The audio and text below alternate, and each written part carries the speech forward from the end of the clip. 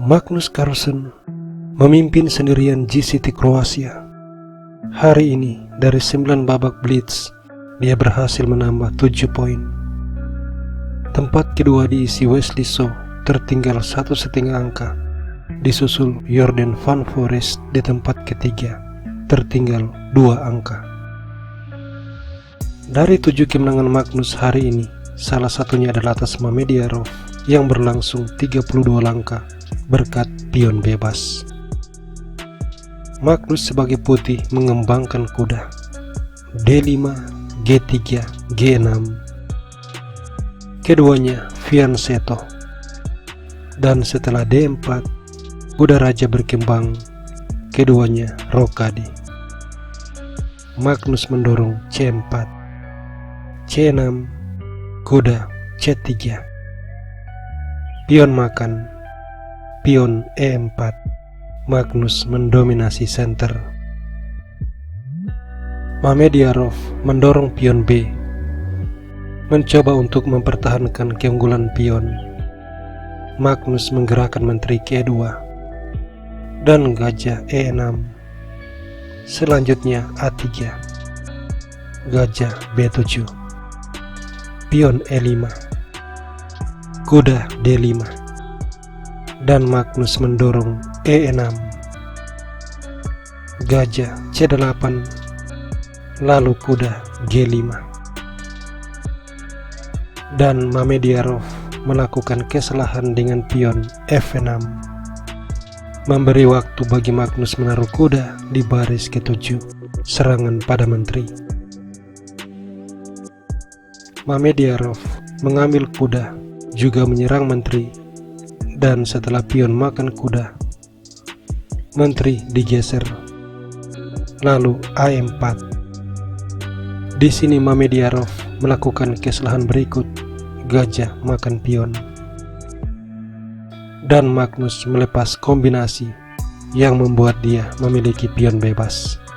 Pertama, dia melakukan skak dengan kuda.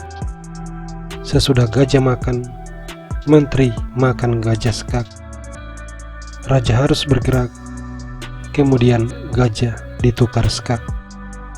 Raja makan dan pion makan pion. Serangan pada pion C memanfaatkan pinning.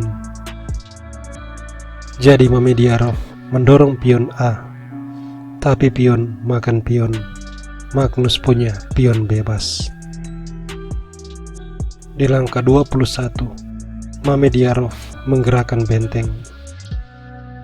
Dan hal ini membuat Magnus membalas dengan langkah yang sangat cerdik, yaitu pion D5, bersiap untuk melakukan forking. Mamediarov terpaksa menggerakkan raja. Kemudian menteri menyerang benteng.